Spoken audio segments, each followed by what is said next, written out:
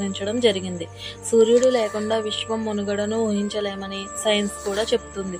వేదాలలో సూర్యుడిని ప్రపంచానికి ఆత్మ అని అంటారు.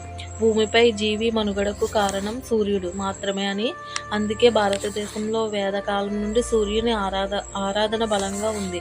వేదాల్లోని శ్లోకాల్లోని సూర్య భగవానుడి పేరు అనేక చోట్ల స్తుతించడం జరిగింది. సృష్టి ప్రారంభంలో బ్రహ్మ నోటి నుండి ఓం అనే పదం ఉచ్చరించబడింది. అది సూర్యుని ప్రారంభం సూక్ష్మ రూపం. తర్వాత భువ స్వహ అనే పదాలు పుట్టాయి.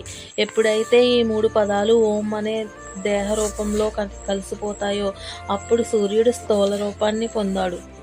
విశ్వం ప్రారంభంలో జన్మించినందున సూర్యుడికి ఆదిత్య అని పేరు పెట్టారు.